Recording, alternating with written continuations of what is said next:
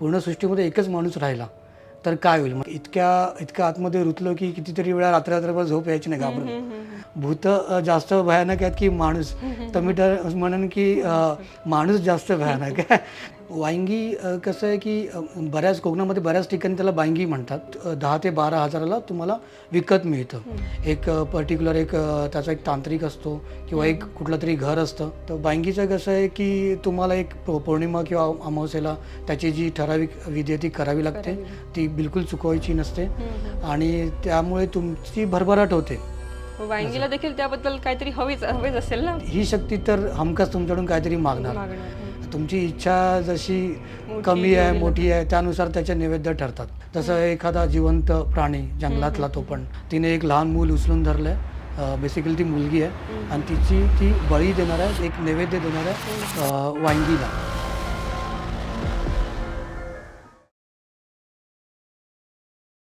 मुंजा, खवीस, वांगी.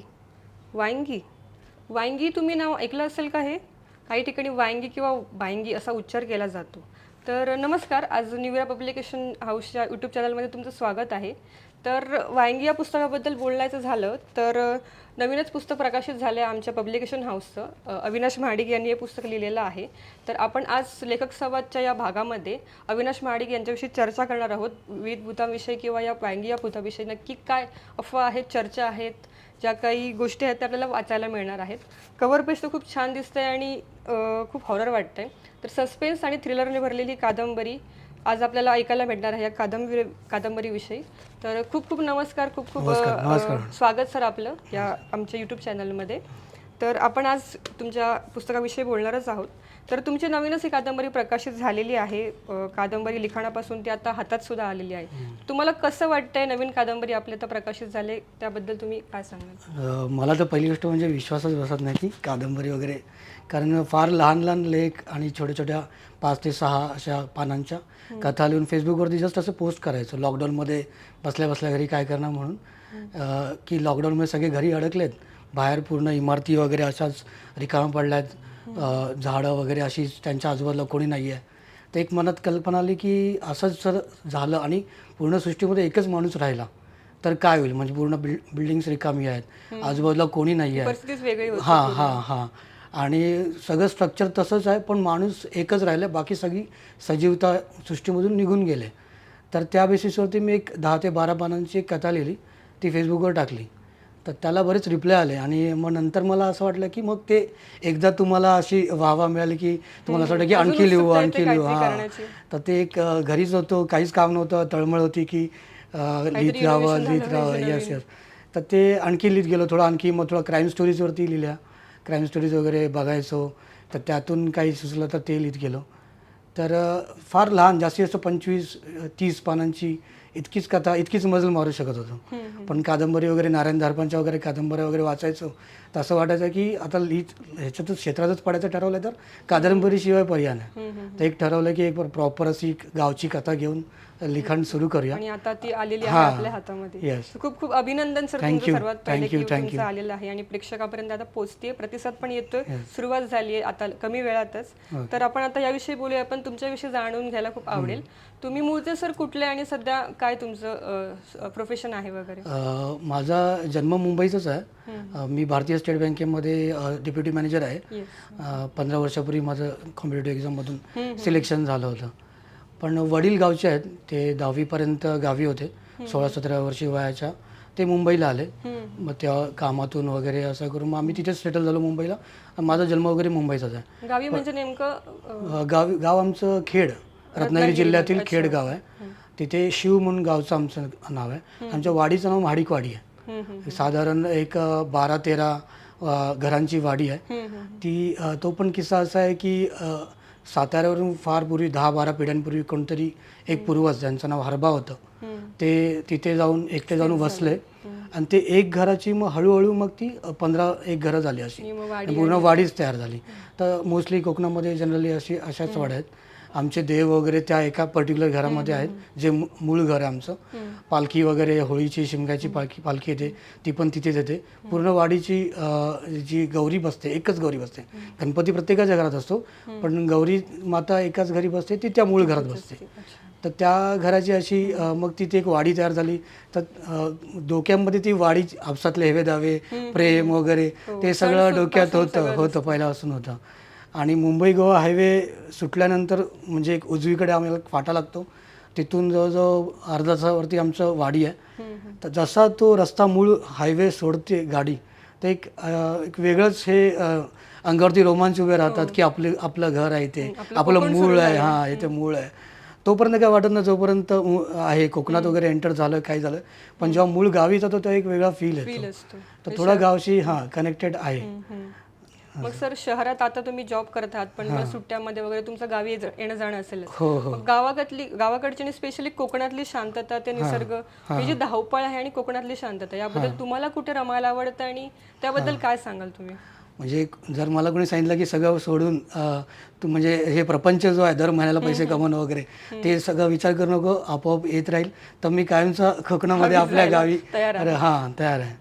फक्त आता तेच म्हणतात की पोटाची खळगी भरायची आहे, तर मुंबईला ते माझं ते मूळ म्हणजे रूट्स तिथे आहेत, शिक्षण इथलं आहे, नोकरी इथे लागली आहे, तर मग मुंबई सोडू शकत नाही असं. मग सर तुम्ही आता नोकरी वगैरे लागली, तुम्ही कॉम्पिटेटिव्ह एक्झाम मध्ये होतात, मग वाचनाची सुरुवात कुठून झाली आणि स्पेशली भयकथा इथपर्यंत कसे पोहोचला? तुमचं इन्स्पिरेशन कोण होतं यामध्ये? शाळेत माझी शाळा अभिनव विद्या मंदिर भाईंदरला आहे, मी भाईंदरचंच आहे मुळात. तर तिथे लायब्ररी होती खूप मोठी आणि सगळ्या क्षेत्रातली सगळ्या म्हणजे विषयातली पुस्तकं होती. तर त्यामध्ये जास्त करून मी गोष्टींचीच पुस्तकं वाचायचो, कथा, कादंबऱ्या, ऐतिहासिक पुस्तकं वाचायचो. त्या पण अशाच विश्वास पाटील किंवा शिवाजी सावंत यांच्या श्रीमान योगी वगैरे ह्या कादंबऱ्या वाचायचो. तर ते गोष्टी वगैरे त्यामध्ये मला जास्त रस होता आणि थोडा बोलका स्वभाव आहे, 10-12 लोकांना एकत्र करून थोडे किस्से वगैरे सांगायला मला आवडतात असे. तर ते कल होता, पण असं ते बोलतात ना एक पॉईंट असा मिळाला नव्हता की आपण की बाबा कथा वगैरे लिहू शकतो, लेख वगैरे लिहू शकतो. तर ते थोडंसं लॉकडाऊनमध्ये वगैरे असं वाटलं की काही 4 ओळी रखडून पाठवून द्याव्या वगैरे. तर ते मध्ये 2दा दिवाळी अंकामध्ये आल्या होत्या कथा, लहान कथा होत्या, त्या आल्या होत्या. मग तिथून थोडासा एक चेव येतो लिहायला की काहीतरी चांगलं घडतंय, छोटं आहे पण चांगलं आहे काहीतरी. तर तसं झालं होतं. आणि भयकथेमध्ये कसं वळलो की भयकथेमध्ये ट्विस्ट खूप देता येतात तुम्हाला, असं मसालेदार असं चटपटीत स्टोरी तुम्हाला बनवता येते, रंगवता येतं आपल्यानुसार.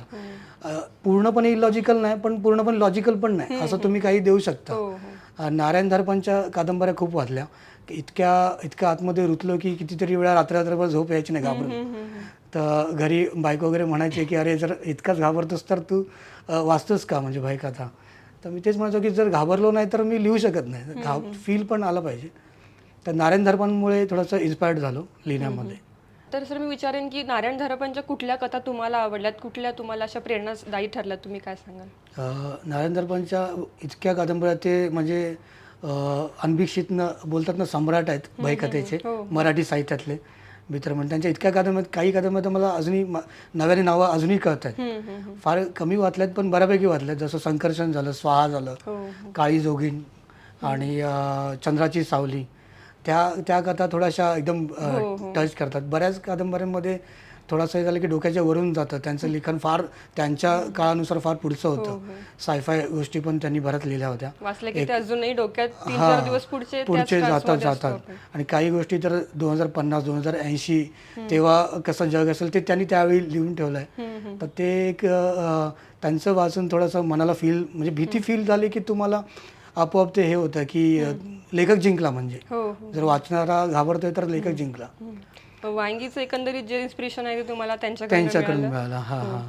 मग सर वांगी आता बऱ्याचशा आपण त्यांच्या कथातून वगैरे ऐकलेल्या आहेत, इतर भूतांविषयी वगैरे कथा ऐकल्या. वांगी वेगळा प्रकार आहे, त्याच्याबद्दल कमी लोकांना माहिती आहे जवळजवळ. काय प्रकार आहे वांगी, नक्की काय आहे? वांगी कसं आहे की कोकणामध्ये बऱ्याच ठिकाणी त्याला बांगी म्हणतात आणि काही फार तुरळक ठिकाणी वांगी म्हणतात. तर आमच्या भागात तर आम्ही लहानपणापासून वांग्या भूत वगैरे हेच नावं ऐकत आलोय. बाकी त्याची एक बेसिक लाईन अशी आहे, त्याच्याबद्दल माहिती अशी आहे की ते भूत 10 ते 12 हजाराला तुम्हाला विकत मिळतं. एक पर्टिक्युलर त्याचा एक तांत्रिक असतो किंवा एक कुठलं तरी घर असतं पूर्ण. म्हणजे कोकणामध्ये असं आहे की सगळ्यांना माहिती आहे की ह्या घरी देवदेवस्की किंवा असं होतं. तर त्या ठिकाणी जाऊन लोक कुठून तरी माहिती वगैरे काढून त्या ठिकाणी जातात आणि बायंगी एक विधी वगैरे करून बायंगी विकत घेतात. तर जनरली कसं आहे की एक नारळ बायंगी म्हणून देण्यात येतो. काही ठिकाणी ती बाहुली, काळी बाहुली आपण जी दरवाजाला लावतो ती त्या ह्याच्या शेपमध्ये तुम्हाला बायंगी देण्यात येते. तर बायंगीचं कसं आहे की तुम्हाला एक पौर्णिमा किंवा अमावस्येला त्याची जी ठराविक विधी आहे ती करावी लागते. ती बिलकुल चुकवायची नसते आणि त्यामुळे तुमची भरभराट होते आणि तुमच्या शत्रूंचं हे होतं, काय बोलतात त्याला, नुकसान होतं, त्यांचं अधोगतीला जाते, त्यांची प्रगती होत नाही. तर त्यासाठी बायंगी विकत मिळतो 10-12 हजारात. असं त्याची भाकडकथा म्हणा किंवा दंतकथा म्हणा, तशी ती कथा आहे, प्रचलित आहे. कोकणातलं तर सगळ्यांनाच माहिती आहे, कोकणात बऱ्याच लोकांना माहिती आहे. वांगीला देखील त्याबद्दल काहीतरी हवेच असेल ना. येस येस, ते कसं आहे की कोणतीही शक्ती, मग तुम्ही जसं देवाला आपण नैवेद्य दाखवतो, देवाला आपण प्रार्थना करतो, काहीतरी आपण देतो, काहीतरी घेतो, अशी देवाणघेवाण, गिव्ह अँड टेक. तर ही शक्ती तर हमखास तुमच्याकडून काहीतरी मागणार. आणि ती शक्ती असं थोडंसं डार्क शेडमध्ये आहे, थोडंसं वेगळ्या ह्याच्यामध्ये, निगेटिव्ह रोलमध्ये आहे. तर तुम्हाला तसे त्याला नैवेद्य, म्हणजे आपण त्याला नैवेद्यच म्हणूया, तसे नैवेद्य तुम्हाला दाखवायला लागणार. तुमची इच्छा जशी कमी आहे, मोठी आहे, त्यानुसार त्याचे नैवेद्य ठरतात. म्हणजे हे कदाचित मी ऐकून होतो, कुठेही लिखित कुठेही नाही आहे, पण त्यानुसार मग मी आणखी कल्पनेचे घोडे थोडेसे अजून दौडले आणि त्यामध्ये आणखी भर केली की जसं आणखी तुमची इच्छा वाढेल तसे त्याचे, जसं एखादा जिवंत प्राणी जंगलातला, तो पण माकडाचं पिल्लू झालं, सरडा झालं, ह्या सगळ्या गोष्टी तो मागतो. असं बेसिकली कथा एका वाडीची आहे, एका गावाची आहे. आणि कोकणामध्ये तसे बघायला गेलं तर काही ठिकाणी म्हणतात 14 भूत आहेत, काही ठिकाणी म्हणतात 17 भूत आहेत. आताच मुंजा वगैरे आपण चित्रपट पण पाहिला, तर तो एक त्या भूतांपैकीच एक आहे. तर प्रत्येक गावामध्ये आहे, भूतांचं कमी जास्त प्रमाणामध्ये आहे. जसं आता कोकणाचा उल्लेख तुम्ही केलात, तर कोकणाकडे जर आपण बघितलं तर दोन बाजूंनी त्याच्याकडे बघतात. एकतर निसर्ग सौंदर्य भरलेलं आहे, पर्यटक त्याच्यामध्ये, आपण पर्यटन क्षेत्रामध्ये पण तिथे अनेक लोक जातात सुट्टी, पूर्ण सणासुदीला तर अख्खं पुणे आणि मुंबईच खाली झालेलं असतं. दुसरी बाजू तर एक कोकणामध्ये खूप करणी केली जाते. नारळ हा एक विषय निगेटिव्हिटीकडे नेलेला आहे. तर मग याबद्दल काय सांगाल की कोकणाकडे जो निगेटिव्ह दृष्टीने बघण्याचा रोल जो आहे, किंवा आता आपण ह्याला पण बघू शकतो, रील्सला मध्ये पण करणी करून जॉबवरून सुट्टी मिळाली वगैरे जे काही गोष्टी सुरू आहेत, ही निगेटिव्हिटी कोकणाबद्दल पसरली जाते, त्याबद्दल तुमचं काय मत असेल? कसं आहे की कोकण एकतर फार नैसर्गिकरित्या फारच समृद्ध आहे. पूर्ण तो म्हणजे श्री परशुरामाने कोकण प्रदेश बनवलेला आहे आणि तो असा बनवला आहे की तिकडे निसर्ग सौंदर्य म्हणजे फक्त बर्फच काय तो तिकडे पडत नाही, बाकी तुम्ही समुद्र पण आहे, नदी पण आहे, समुद्राचे किल्ले नंतर बांधण्यात आलेत. पण नैसर्गिकदृष्ट्या बघितलं तर समुद्र नदी एकाच वेळेला, तर तुम्ही तारकर्लीला वगैरे जाल तर तिकडे नदी आणि समुद्र एका ठिकाणी आहेत. आणि कसं आहे की डोंगर उतारावरती शेती आहे, तुम्ही पसरट एकरामध्ये इकडे विषय नसतो, गुंठ्यामध्ये असतो, एकरामध्ये नसतो. तर ते असं डोंगर असं उतार भागामध्ये तांदळाची शेती आहे, कमी उत्पन्न शेतीचं पण आहे. तर असे वेगवेगळे प्रकारे, जाड सालीचा लिंबू आहे वगैरे फक्त कोकणात होतात, काळी तुळस वगैरे. तर फार अशी समृद्ध, नैसर्गिक समृद्ध आहे. फक्त असं मला कुठेतरी वाटतं की त्या सर्वांचं म्हणजे संरक्षण व्हावं, परकीयांकडून म्हणा किंवा बाहेरच्या लोकांकडून म्हणा. जसं आदिलशाही वगैरे, पूर्वी आदिलशाहीचंच तिकडे राज्य होतं, तिथून हे व्हावं म्हणून तिकडे भूताटकीची अफवा पसरवण्यात आली असेल त्या काळच्या लोकांमध्ये 10, 12, 15 पिढ्यांपूर्वी, की असं मला असं वाटतं की अमुक इकडे गेलात तरी लावसट भूत आहे किंवा हे भूत आहे वगैरे, असं ते असं सांगण्यात आलं असावं असं मला वाटतं. पण मला असं पर्सनली कधी भूत वगैरे कधी दिसलेलं नाही. भूत म्हणजे की अमुक आहे, हे बघा हे भूत आहे, असं कोण तुम्ही दाखवू नाही शकत. किंवा एक्सपिरियन्स, अनुभव वगैरे काही नाही. पण एक स्पिरिट आहे, एक एनर्जी आहे, एक ऊर्जा आहे, ती आहे. एक अमुक ठिकाणी एक निगेटिव्ह ऊर्जा येते आपल्याला, नकारात्मक शक्ती तिकडे जर वास्तव्य असेल तर डेफिनेटली तुम्हाला एक विचित्र भास येतो. तुम्हाला तिकडे ऑक्सिजन कमी लागतो आणि तुम्हाला एकदम अस्वस्थ वाटतं. तर थोडंसं ती तुम्हाला कोकणामध्ये किंवा कोकणाच्या बाहेर सुद्धा तुम्ही बघाल तर अशा ठिकाणी जर नकारात्मक शक्ती जिथे आहे तिथे तुम्ही गेला तर तुम्हाला अस्वस्थ आपोआप वाटतं.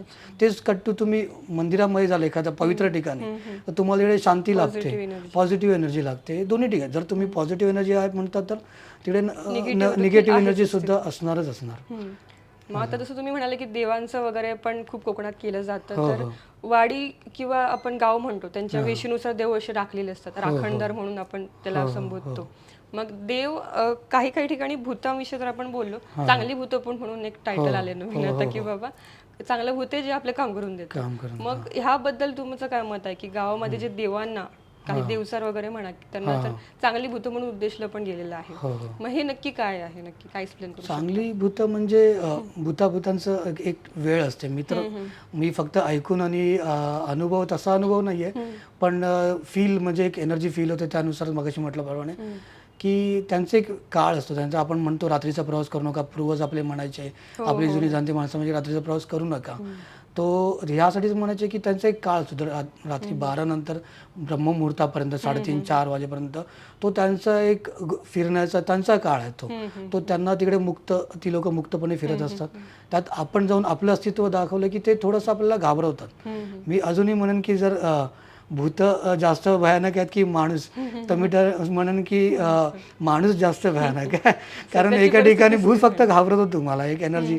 पण ज्याप्रमाणे एका ठिकाणी समजा तुम्ही घाटातून वगैरे जाताय, अंधाऱ्या घाटातून, आणि तुम्हाला माहिती आहे तिकडे दरोडेखोर आहे, माणसंच आहेत, आणि दुसऱ्या एका ह्याच्यात तुम्हाला कळले की बाबा इथे भूत आहेत, तर मी तर त्या भूताच्या गल्लीत त्या रस्त्यात की बाबा माणसावरती मला जेवढा विश्वास नाही. भूत तुम्हाला घाबरवतील, तुम्ही घाबरल्यामुळे तुम्हाला ताप येईल. ताप आल्यामुळे जे म्हणजे जे सायंटिफिक जे आहे ते बुबडी वळणं हे सगळं त्या एनर्जीमध्ये होतं. त्याला आपण म्हणतो की माझी बुबडी वळाली वगैरे, त्याने केलं जो होता तिकडे. पण एक एनर्जी आहे असं मी म्हणेन की ते लोक त्यांचा एक तिकडे एक वावर असतो. आणि चांगलं भूत म्हणाल तर आता आमची ग्रामदेवता आहे भैरी देवी. आता मागच्या महिन्यामध्ये मी गावी गेलो होतो. प्रत्येक वेळी मी गावी जाताना भैरी देवीचं दर्शन आल्यानंतर आणि जाताना घेतो. तेच म्हणेन की एनर्जी कशी आहे काय वगैरे. तर मागच्या महिन्यात मी काही थोडंसं शनिवारी जाऊन रविवारी लगेच आलो, म्हणून मला तिकडे देवीकडे जाता नाही आलं. आम्हाला पोलादपूरला गाडी सोडावी लागली, गाडी बंद पडली, आणि मुंबईला आम्ही कसं तरी उबर ओला करून आम्ही आलो. आणि 4-5 दिवसानंतर एक ज्या गॅरेजमध्ये ठेवली होती, गॅरेजच्या बाहेर, बंद गॅरेजच्या बाहेर, की 4-5 दिवसानंतर आम्ही ती गाडी रिपेअर करून पुन्हा येऊ. तर म्हणजे तसं मान्यता आहे. योगायोग पण म्हणून हा एक मनात लागून जातं की दर्शन नाही हा. आणि जसं आम्ही लहानपणी जेव्हा वडील गावी न्यायचे, तर 10-12 नारळ गाडीमध्ये ते रेडी असायचे. एकदा की त्या वेशीमध्ये आम्ही आलो की अमुक ठिकाणी हा नारळ, मग पुढे आणखी गेलो की पुढे. आता आम्हाला राखणदाराला त्या जागेवाल्याला नारळ द्यावा लागायचा. आणि आम्हाला घराची ओढ असायची, पण वडील सारखे गाडी थांबवायचे की इथे नारळ द्यायचा, इथे. तर आम्हाला असं कंटाळवाणं वाटायचं की कधी घर येते आणि नारळ वगैरे का तुम्ही करताय. तर ते सांगायचे बाबा इथे आलोय, इथे नतमस्तक होणं जरुरी आहे, ही त्याची जागा आहे. आपण म्हणजे 7-12 वगैरे आपल्या नावावरती ती गोष्ट वेगळी आहे, पण हा राखणदार आहे. मागच्या 15-20 पिढ्यांपासून आपला हा रक्षण करतोय. तर ते काय, मागे एक व्हिडिओ तुम्ही बघितला असेल की एक थार गाडी कंटिन्युअस चिखलामध्ये, तिला JCBने ओढतात तरी ती निघत नाही, पण एक तिकडे नारळ दिल्यानंतर ती लगेचच निघते बाहेर. तर ह्या सगळ्या गोष्टी त्या म्हणजे काय बोलतात त्याला, की प्रूफ करतात की इथे आहे. भले तुम्ही नाही असं काही नसतं वगैरे, जोपर्यंत तुम्ही त्या ह्याच्यातून जात नाही अनुभवातून, तोपर्यंत तुम्हाला असं वाटत नाही की हे आहे म्हणून. असं आताची युवा पिढी वगैरे बघितली तर ती सायन्सकडे जास्त देव सुद्धा मानायला बघत नाही. ही निगेटिव्ह एनर्जी तर बिलकुल नाही. पण अनुभव आल्यानंतर काही गोष्टी येतात लक्षात. तर मग आता आपण पुस्तकाकडे सर वळूया. तर पुस्तकाचं कव्हर पेज तुम्ही जर आपण शो केलं तर सगळं ब्लॅकआउट, आणि ते डोळे जे येत आहेत वांगीचे एकदम असं खूप रील्स वगैरे आम्ही मार्केटिंगसाठी वगैरे बनवले, फोटोशूट केलं तर अट्रॅक्टिव्ह खूप वाटतं. तर या कोणी डिझाईन केलं, काय सांगाल या कव्हर पेज बद्दल? हे वासुदेव बोंद्रे म्हणून सर आहेत. मला न्यू इरा पब्लिकेशन हाऊस यांनीच सुचवलं होतं त्यांचं नाव. आणि त्यांनी जो जीव ओतलाय म्हणजे ह्या मुखवृक्षामध्ये, की त्यांनी जवळपास 15 मला वाटतं 10 ते 15 दिवसांमध्ये त्यांनी, आणि जशी कथेमध्ये म्हणजे फक्त मुखपृष्ठ बघूनच जवळजवळ 20% कथेचा भाग जो त्यांनी त्या मुखपृष्ठामध्ये सामावून घेतलेला आहे. त्यामध्ये तुम्ही दाखवलं ही जी बाई आहे हिच्यावरतीच कथा सगळी आहे. आणि निर्मला हिचं नाव आहे, या कॅरेक्टरचं नाव निर्मला आहे. तिने एक लहान मूल उचलून धरलंय. बेसिकली ती मुलगी आहे, आणि ती बळी देणार आहे, एक नैवेद्य देणार आहे वांगीला. वांगी जो भूत आहे त्याला नैवेद्य देणार. तर तिची जी इच्छा आहे, आता ते मी इथे सांगत नाही, पुस्तक वाचल्यावर ते कळेल. तिची जी इच्छा किती तगडी असेल ती, की त्यासाठी वांगीने नरबळी मागितलाय. फार जेव्हा तिने हे वांगीची साधना सुरू केली तेव्हा तिने फारच काळ्या तिळाचे लाडू, गांडूळ आणि उंदीर असे जशी तिच्या इच्छी प्रकट तिने वाढवत गेली, तिची दाहकता वाढवत गेली, तसे वांगीने आपलं नैवेद्य वाढवत गेला. तर तिने वांगीने नरबळी मागितलाय तर तिने किती मोठी तगडी इच्छा प्रकट केली असेल हो असं. मग आता माझा पुढचा प्रश्न असा असेल की आता तुम्ही निर्मलाविषयी उल्लेख केला तर निर्मला आहे, गणपत त्याच्यामध्ये एक आहे कॅरेक्टर, परत धोत्रेवाडीतील सगळे कॅरेक्टर सगळे आहेत. मग हे तुम्हाला सुचले कसे, कुठे तुम्हाला ते सापडले, म्हणजे तुमच्या एक्सपिरियन्स मधून की कुठे कसे सुचले तुम्हाला? मी म्हणजे एखाद्या मला बोलीभाषा कुठली बोलीभाषा मला फार आवडते, म्हणजे फार कोकणातलीच असं नाही, महाराष्ट्रातली किंवा महाराष्ट्र बाहेरची बोलीभाषेमध्ये जो जी मजा आहे किंवा त्यांचे ते कुटुंब करून राहतात. अच्छा, कुटुंब म्हणजे आपण आता मुंबई पुण्यात राहतो म्हणून 4 लोकांचं 6 लोकांचं कुटुंब, तसं गावी नसतं. गावी पूर्ण जी वाडी आहे तीच कुटुंब आहे. एका घरात 10-15 15 लोक राहतात. परत ती जी 15 लोक घरांची जी वाडी आहे ते पण एक कुटुंबच आहे. म्हणजे तुमच्या घरात काय शिजलंय, काय होतंय ते त्यांना माहितीच असतं, पण काय शिजलंय हे पण वाडीतल्या इतर लोकांना माहिती असतं. तर ती जी मजा आहे वाडीमधली ती मी माझ्या गावी अनुभवली होती. गणपतीमध्ये कधी उन्हाळ्याच्या सुट्टीमध्ये वगैरे गेलो तर तेव्हाचं वातावरण असं होतं की त्यावेळी एक साधारण 25-30 वर्षापूर्वी लोकांकडे पैसा कमी होता, माणुसकी जास्त होती. एखाद्याच्या घरात कोणी आजारी असेल तर पूर्ण वाडी पूर्ण रात्र त्या घरी जागून काढायची, आणि एखाद्याच्या घरी मृत्यू वगैरे झालाय तर ते पूर्ण ते झोकूनच द्यायची वाडी 5, 6, 10, 12 दिवस त्यांच्याकडे. आणि लग्न असेल, गावी 5 दिवसाचं लग्न होतं. गावी 5 दिवस कोणाच्याच घरी चूल भेटत नाही. ज्या लग्न घरी आहे ज्याचं घर तिथे सगळं जेवण बनतंय. अच्छा, ज्याचं लग्न आहे तो नाही जेवण बनवत आहे, जे म्हणजे इन्व्हायटी आहेत ती लोकच जेवण पण बनवतात, वाढतायत पण ती लोकच आहे. तर ती जी मजा आहे ती मी अनुभवली होती, आणि ते एक मला गावची कथा लिहायची होती खरं म्हणजे बेसिकली. आणि मी जेव्हा विचार करतो मला आपोआप भयकथा असंच काहीतरी सुचतं. तर आणि गावी सर्वच प्रकार होतात, माझ्या वाडीतही होतात, इतर ठिकाणी होतात. भले किती कोणी म्हटलं कोकणाला तुम्ही बदनाम करू नका या सगळ्या गोष्टीमुळे वगैरे, की खरं आहे खोटं आहे तो नंतरचा भाग आहे. कोकण आपलं कोकण आपलं तो नंतरचा भाग आहे. पण ह्या गोष्टी होतात. भले तो जाऊन तिकडे काही करत असेल, त्याला काहीच अर्थ नसेल, शून्य अर्थ असेल, पण आपण बघतो एखादा चाललाय कोंबडा घेऊन चाललाय, एक अबीर गुलाल घेऊन येतोय हातामध्ये काहीतरी, तर ते आम्हाला माहिती आहे की हा काहीतरी करून आलाय. रात्री निघालाय 10 वाजता, पहाटे येतोय, रात्रभर रानात होता हा. तर आम्हाला अंदाज असतो की हा काहीतरी करून आलाय. कोणासाठी करून आलाय इतपत अंदाज असतो की कोणासाठी हा करून आलाय, पण ते आहे की होतात. तर त्याला गोष्टीचं एक म्हणजे एक मनोरंजनासाठी एक काल्पनिक एक रूप दिलं आहे. ही वांगीची कथा नाही आहे, एका वाडीची कथा आहे. वांगी एक कॅरेक्टर आहे, आणि वांगी ज्या गोष्टी आहेत वांगीच्या ज्या ठराविक त्या मी याच्यामध्ये नमूद केल्या, आणि त्याला आणखी थोडंसं एक्सटेंड केलं आहे थोडं पुढे. वांगीच्या पुस्तकामध्ये तुम्ही जी कादंबरी जी रंगवलेली आहे सर आपण, तर त्यामध्ये एक प्रसंग खूप तुम्ही मस्त रंगवले. त्याच्यामध्ये खूप सस्पेन्स आहे त्याच्यामध्ये. जेव्हा लीलावतीच्या घरी जेव्हा निर्मला जाते आपल्या माहेरी, ते तळघर किंवा वेशीवर पहिल्या विधीसाठी जातात, परत ते गावातलं मंदिर वगैरे, हे प्रसंग तुम्ही जे हे केलेत ते तुम्हाला काय काय आव्हानं आली हे सगळं लिहिताना किंवा ते प्रसंग क्रिएट करताना? कारण वाचताना ते पूर्ण पोचतात आणि ते डोळ्यासमोर उभं राहतं. मग ते तुम्हाला काय आव्हानं आली, तुम्हाला काय कसं सुचलं? तळघर म्हणाल ना, तळघर एक म्हणजे तळघर हा शब्द इटसेल्फ तो एक थोडासा रहस्यमय आहे. असं गुढ वातावरण, तळघर म्हटलं की गुढ वातावरण तयार होतं. आणि नारायण दर्पणच्या कादंबरी मध्ये बऱ्याच ठिकाणी तळघर आहे, म्हणजे बऱ्याच कादंबऱ्यांमध्ये तळघर आहे. तर तो एक फील डोक्यात माझा होता की तळघर एक उल्लेख करावा. आणि ह्या सगळ्या गोष्टी लपून छपून आपण करतो. म्हणजे निर्मलाची आई ह्या कादंबरीमध्ये जी आहे लीलावती, ती पूर्वी स्मशानात करते, रानावनात करते रात्री मध्यरात्रीची विधी ज्या आहेत त्या. नंतर ती ठरवते की तळघरात करावं, की या गोष्टी लपून छपूनच करण्यात येतात, मुद्दामून लपून छपून करण्यात येतात की त्याचा तो आवेग तसाच राहावा, त्याचं दाहकता तेवढी राहावी म्हणून. तर तळघरमध्ये मी वाचताना नारायण दर्पणची कादंबरी वाचताना मी स्वतः तळघरात उभा राहायचो वाचताना. तर मला असं वाटायचं की मी सुद्धा लिहिन तर असंच लिहायला पाहिजे की वाचक स्वतः तिकडे उभा आहे तळघरात. म्हणजे तळघरात मी जे दाखवलं आहे की विचित्र प्रकारचे फोटो फ्रेम आहेत, विचित्र प्रकारचे प्राणी आहेत, आकार आहेत. माणसाचं म्हणजे धड वेगळं आहे आणि हे वेगळं आहे, मुंडकं वेगळं आहे, धड माणसाचं आहे, एकच डोळा आहे, एकच हात आहे वगैरे. तर ते तसं म्हणजे वाचकाने समोरच फोटो फ्रेम आहे असं त्याला वाटावं, मग एक मानवी खोपडी आहे वगैरे असं. तर ते मी ठरवूनच म्हणजे असं डोक्यात ठरवूनच लिखाण सुरू केलं होतं. खूपच असं उत्कृष्ट झालंय ते एकतर, कारण सगळे कॅरेक्टर फिरतात आजूबाजूला, डोळ्यासमोर ते राहतं. खूपच रंजक असं ते हे केलेलं आहे. तर पुढचा प्रश्न माझा असा असेल की निर्मला जे तुम्ही मेन कॅरेक्टर आहे जे आपण नायिका असं म्हणू शकतो, तिने ज्या सुरुवात केल्या आपल्या जेव्हा तिने वांगीला सांगायला सुरुवात केली आपल्या इच्छा, त्या पुढेपर्यंत नेत गेली आणि नंतर जेव्हा तिची खूपच हाव वाढली असं म्हणू शकतो आपण. हो, मग जेव्हा तिची जी शेवटची जी इच्छा होती ती पूर्ण झाली की नाही ते आपण रिव्हीलच ठेवूया, ते आपण रिव्हील नको करूया, ते आपण एक हेच ठेवूया. पण निर्मला हे जे कॅरेक्टर जेव्हा तुम्ही उभारलं होतं तेव्हा तुमच्या डोक्यात काय होतं आणि ते सत्यात आलं का?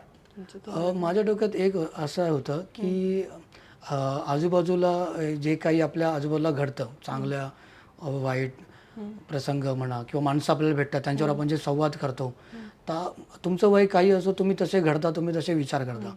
मग आजूबाजूला ह्या गोष्टी घडतात आणि एखादी चांगली व्यक्ती आहे जिच्या डोक्यात हे काळा जादू, हे देवदेवस्की करणी काहीच नसेल, ती चांगली व्यक्तीसुद्धा नरबळीपर्यंत जाऊन पोहोचू शकते का? मग तिचा जो प्रवास आहे, निर्मला सुरुवातीला एक चांगली एक म्हणजे ज्याच्या डोक्यामध्ये काहीच नाही आहे, अगदीच काही पूजा अर्चना करणारी मुलगी नाही आहे ती, तरीसुद्धा अशी देवदस्की करणारी पण नाही आहे. पण ती जेव्हा तिच्या आईच्या सानिध्यात येते, आई तिची रिव्हील करते काही गोष्टी जी ती लपून छपून करायची इतकी वर्ष, तर तिला असं वाटू लागतं की अरे आईला इतकं सगळं मिळतंय वांगीमुळे, तर मग मला पण मिळेल का? मग हे मिळालं तर मग आणखी हे पण मिळेल का? ते मग कसे ती लोभ जो तिच्या मनामध्ये डेव्हलप होतो आणि मग लोभ जसा डेव्हलप होतो त्याप्रमाणे ती तिची विधी आणि ती तेवढीच ॲग्रेसिव्ह होते. म्हणजे वाडीमधलं एक घर तर असं आहे की तिच्यावरती खूप उपकार केलेले असतात त्या घराने. धोंडोअण्णा ते त्या वाडीचे प्रमुख असतात, पोलीस पाटील असतात, त्यांनी तिच्यावरती खूप उपकार केलेले असतात. तर त्या घरातल्या लोकांना पण ती वाईट करू शकते इथपर्यंत तिची मजल जाते. तर एखादा व्यक्ती कसा इथपर्यंत जाऊ शकतो, तो हा प्रवास आहे. म्हणजे आपण म्हणतो की चांगल्या व्यक्तींचा संवाद मिळाला तुम्ही फार चांगले होता, तसे त्यांच्यासारखे विचार करता. मागे मी मागच्या जेव्हा मी वांगीच्या संदर्भात शरद चांदे सरांना भेटलो होतो, फक्त 20 ते 25 मिनटं त्यांच्याशी बोललो आणि मला ते एवढं ब्रिलियंट वाटलं. आणि घरी जाऊन पण माझी नोकरी आणि प्रवास, लोकल प्रवास फार आम्ही अडकलेलो असतो. म्हणजे 9 ते 5 आता ड्युटी राहिलीच नाही आहे, 9 ते 7, 8 अशीच झाले. रात्री फक्त जेवायला आणि झोपायला येतो. तो जो चांगल्या माणसाचा संवाद आहे तो तुटलेला असतो. तर शरद चांदे सरांबरोबर जो संवाद झाला तो मी घरी बऱ्याच लोकांना सांगितला. तर तसं आपण चांगल्या लोकांकडून ऐकणार तर चांगले होणार. तर या कथेमध्ये तेच दिलं आहे की वाईट जेवढं तुम्ही विचार करणार आणि लोभ वाढवणार तर तुम्ही तसे घडणार आणि तसे त्यांचे परिणाम पण जे होतील ते तुम्हाला भोगावं लागणार. तुम्हाला नाही तर तुमच्या कुटुंबाला भोगावं लागणार. सर, पुढचा प्रश्न असा विचारायचा होता की वांगीसोबत कुठल्या अंधश्रद्धा जोडल्यात? म्हणजे आत्ता सुद्धा तुम्ही म्हणालात की विकत घेता येतं असं आपल्याकडे चर्चा आहेत, मग कुठल्या अंधश्रद्धा आता दिसायला येतात, अजूनही आहे का अस्तित्व? वांगी जे आहे ते अजूनही मिळतं, बऱ्याच ठिकाणी मिळतं. मी नावं इथे रिव्हील नाही करू शकत, पण कोकणामध्ये बऱ्याच ठिकाणी वांगी अजूनही मिळतं. आणि कोकण प्रत्येक ठिकाणाचं प्रत्येकाचं एक वेगळं हे असतं. सगळंच चांगलं चांगलं असं आहे एका ठिकाणी असं नाही आहे. कोकणामध्ये अनेक चांगल्या गोष्टी आहेत. गणपतीचा सण आहे, गणपतीमध्ये जे एक वातावरण होतं, नैसर्गिक पण पाऊस वगैरे पडतो, हिरवळ असते आणि एक भक्तिमय वातावरण असतं, ते तर असतंच, आहेच आहे. पण हा प्रकारसुद्धा एक फार मायनर प्रकारे तुम्हाला पाहायला मिळतो पण आहे. अजूनही वांगी त्याची किंमत 10 ते 12 हजारामध्ये फार शिल्लक किमतीमध्ये मिळतं. त्याने साध्य काही होत नाही आहे त्याने. ते होतं. काय होतं पूर्वी तुम्ही बघाल की ऋषीमुनी किंवा पूर्वीचे माणसं एखाद्याला शाप दिला, एखाद्याला बोललं की तशा गोष्टी घडायच्या. एखादा दगड पण फुटायचा, एखादं आपल्या बोलण्याने वगैरे फुटायचं. आपल्या शब्दामध्ये तेवढी ताकद असते. एखाद्या झाडाला तुम्ही म्हणजे सतत शिव्या देत राहाल तर ते झाड ग्रोथ नाही करणार, ते झाड वाढणार नाही. तसंच तुम्ही सतत ह्या ह्याच्यामध्ये राहाल की सुरुवातीला तुम्हाला वाटेल की खरंच वांगी काम करतोय, जर खरं खूप काम करतो, त्याचं वाईट झालं ते त्याच्या कर्मामुळे किंवा त्याच्या चुकीच्या निर्णयामुळे झालं असेल, पण तुम्हाला वाटेल की वांगीमुळे झालं. एखाद्या व्यक्तीवरती तुम्ही वांगी करत असाल, तुम्हाला वाटेल की त्या वांगीमुळे झालंय, पण मग तुम्ही सतत त्या डोक्यात त्या विचारात राहणार. आणि ह्या गोष्टी थिंक अँड ग्रो रिच जसं तुम्ही म्हणता ते पुस्तक आहे, त्याप्रमाणे त्या गोष्टी त्याच्यासोबत त्याच्या कर्मामुळे होत असतील, पण तुम्ही त्या विचार करत असल्यामुळे त्या तुमच्यासोबत होतात, तुमच्या कुटुंबासोबत होतात. फिरून हे तुमच्याकडेच येणार आहे. वांगी किंवा कुठलीही काळा जादू टोना, देवदेवस्की, हे जे पण बुवाबाजी वगैरे आहे ते तुम्ही विचार करत राहाल ते तुमच्या कुटुंबाकडे किंवा तुमच्या स्वतःवरतीच ते होणार का, कारण तुम्ही त्या विचारात असतात. ती मानवी शक्तीच अशी आहे, इतकी प्रभावी आहे, ती मानवाचा विचार करणं इतकं प्रभावी आहे की ते आपल्यासोबत घडणारच घडणार. मग सर, आपण जेव्हा पुस्तक हातामध्ये घेतो आणि वाचायला सुरुवात करतो, त्याच्या घटना एकमेकांशी जोडलेल्या आहेत, त्या पुस्तक ठेवा वाटतच नाही. मग जरी अर्ध ठेवलं नंतर वाचू म्हटलं काही कामानिमित्त, तरी वाटतं नाही तिकडे काहीतरी सुरू आहे, पुस्तक आपलं अर्धवट राहिलंय. मग हे जे प्रसंग तुम्ही एकमेकांना जोडले गेले, त्याबद्दल तुमचं काय सांगाल तुम्ही, कसं ते जमलं? पुस्तक वाचताना वाचकाला असं वाटेल एक पॅरल वर्ल्ड मध्ये धोत्रेवाडी सुरू आहे, तिथलं राहणीमान गावराट सुरू आहे. भले त्याने आता सकाळी 1 तास 1.5 तास पुस्तक वाचलंय, तो त्याच्या कामाला लागलाय, पण त्याच्या डोक्यात राहील सुरू स्वतःचा अनुभव मी सांगू शकते, मध्ये ते ठेवणं पॉसिबल नाही. एवढं रोमांचकारी आहे की आता निर्मला काय करत असेल, आता तिच्या डोक्यात काय सुरू आहे. म्हणजे आता पांडवा आणि साधा जो भाऊ दाखवले त्यांच्यामध्ये वाद आता कुठल्या टोकाला गेलाय. तर ते म्हणजे गावात चोरी झाली, ती नेमकी कोणी केले, मग ती वांगीने कसा शोध लावला, चोर कोण आहे नेमका, तो वांगीने कसा शोध लावला. तर ते डोक्यात कंटिन्यू सुरू राहणार वाचकाच्या. ज्या लहान लहान घटना आहेत वाडीमधल्या, ज्या आपण नेहमी बघतो ऐकतो तशाच आहेत, पण वेगळ्या पद्धतीने हे केलं. तर पॅरलल वर्ल्डमध्ये वाचकाच्या धोत्रेवाडी सुरू राहणार. म्हणजे पुस्तक वाचेपर्यंत, वाचून झाल्यानंतर पण 7-8 दिवस तरी धोत्रेवाडी, निर्मला, वांगी त्याच्या डोक्यातून जाणार नाही. मग सर, वांगीबद्दल एक स्टेटमेंट म्हणा किंवा एक कादंबरीबद्दल आपण म्हणू शकतो, वाचकांना तुम्ही काय सांगाल, का वाचावी, कोणी वाचावी, नक्की त्यातून काय आपल्याला उद्देश भेटतोय? वाचावी का, तर निवळ मनोरंजनासाठी मी तर म्हणेन. त्यातून संदेश सुद्धा दिलेला आहे की असं आहे की लोभ, म्हणजे आता बरेचसे स्कॅम वगैरे होतात. आता मी बँकर आहे त्यामुळे ते त्याचं उदाहरण देतो. बरेच स्कॅम वगैरे, आपल्याला एखादी लिंक येते की अमुक एक ATM पॉईंट्स तुम्ही रिडीम करा, तर तुम्हाला 100 पॉईंट्स आहेत, 1000 पॉईंट्स आहेत. तर आपण एक मनामध्ये लोभ येतो, तर ते आपण ती लिंक क्लिक करतो आणि ते 1000-2000 जे मिळणार आहे त्या आशेने आपण लिंक क्लिक केलेली असते, तर ते आपण उलटच होतं, 15-20-50 हजाराला आपण गंडा जातो. ते हे आहे की मी मागे या पुस्तकाच्या मागे लिहिल्याप्रमाणे शकुनी मामाचे फासे आहेत. हे सुरुवातीला तुम्हाला असं वाटेल शकुनी मामा जसं तो सांगतो, म्हणजे वांगी, शकुनी मामा म्हणजे वांगी जसं सांगतो त्याप्रमाणे तुमचे दुर्योधनाचे चांगला काळ येतो, त्याला 12-13 वर्ष 14 वर्ष त्याला अनुभवायला मिळतं राजगादी.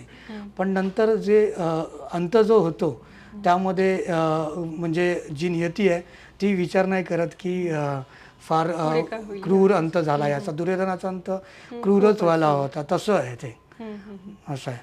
तर ते मी म्हणेन की फक्त मनोरंजनासाठी वाचकाने वाचावी. वांगी भांगी कुठल्याही जादूटोना काय त्या फंदात पडू नये. मी असं म्हणत नाही की खरं खोटं आहे तो नंतरचा भाग आहे, तो वादाचा भाग आहे. पण काहीच खरं नसलं तरी पण तुम्ही त्या विचारात राहाल तर तुमच्याशी ते वाईट होणारच. मग सर, वांगी जेव्हा तुम्ही लिहिलं किंवा तुमच्याकडे आलं, त्यानंतर निविरा पब्लिकेशनकडे ते कसं पोहोचलं आणि आतापर्यंत ते हातात आलंय सुद्धा आहे. हा जो पूर्ण प्रवास होता लिहिण्यापासून ते पुस्तक हातात येण्यापर्यंत, त्याबद्दल काय तुमचं सांगाल तुम्ही? मला तर फार मजेशीर आणि फार मी नशिबाने समजेन, कारण माझे काही मित्र आहेत जे पुस्तक वगैरे लिहितात. काही लोकांची 5-5 पुस्तकं वगैरे आलेत. त्यांनी मला पुस्तक कादंबरी, जेव्हा मी त्यांना सांगितलं की मला कादंबरी लिहायचं आहे, लिहिणं सुरू केलं नव्हतं, पण मी अगोदरच ठरवलं होतं की कादंबरी, एक प्रॉपर कादंबरी लिहूया. लहान कथांमध्ये स्वतःला मला मजा येत नव्हती. तर ते म्हणाले की बघ कादंबरी लिही, पण पब्लिकेशनवाले उभं पण नाही करत आणि नवीन लेखकाला तर तसंही उभं नाही करत. तर मनात ती एक गोष्ट होती, पण मी म्हटलं म्हणजे हरवण्यासारखं काहीच नाही आहे, प्रयत्न केले पाहिजे. कादंबरी अगोदर लिहिली आणि कादंबरी लिहिल्यानंतर निविरा पब्लिकेशन जे पुस्तक विकत घेण्यासाठी जो नंबर होता तिथे मी अप्रोच केला. प्रियंका सरवार मॅडम त्या होत्या तिकडे, त्यांना अप्रोच केलं. त्यांना सांगितलं असं असं मी लिहिलं आहे आणि तुम्ही बघा कादंबरी छापण्या इतपत योग्य आहे की नाही ते तुम्ही मला सांगा आणि तसे आपण प्रयत्न करू असं. तर त्यांनी एक महिन्यानंतर त्यांनी मला कळवलं की कादंबरी लिहिण्या योग्य आहे, कथा, तुम्ही येऊन भेटा वगैरे. भेटल्यानंतर तिथे शरद तांडे, अमृता तांडे मॅडम भेटल्या. फार छान वाटलं एक. आणि मी आताच सरांना ऐकलं आणि मराठा 5-6 सरांना पण ऐकलं, आता त्यांचं कादंबरीवरती ऐकलं.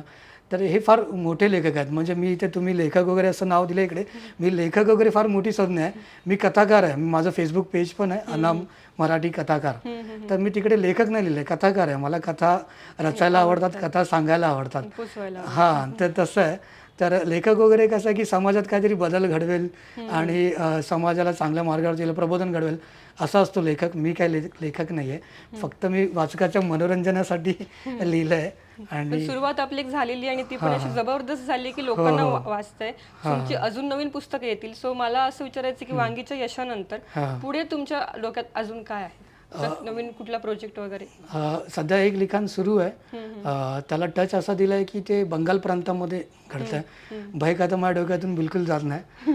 मला माझे काही ओळखीचे घरातले सगळे असे म्हणतात की भयकथा का डोक्यात नेहमी भयकथा का आणि भूत वगैरे का ठेवतोस, काहीतरी चांगलं लिही. वडील तर म्हणत होते, जेव्हा दिवाळी अंकात कथा आली तेव्हा म्हणत होते की वडील की की समाज अगोदरच घाबरलेला आहे, तर तू आणखी त्याला का घाबरवतो, तर काहीतरी चांगलं लिही. तर जे माझ्यातून उत्स्फूर्तपणे निघते ते मी लिहितोय.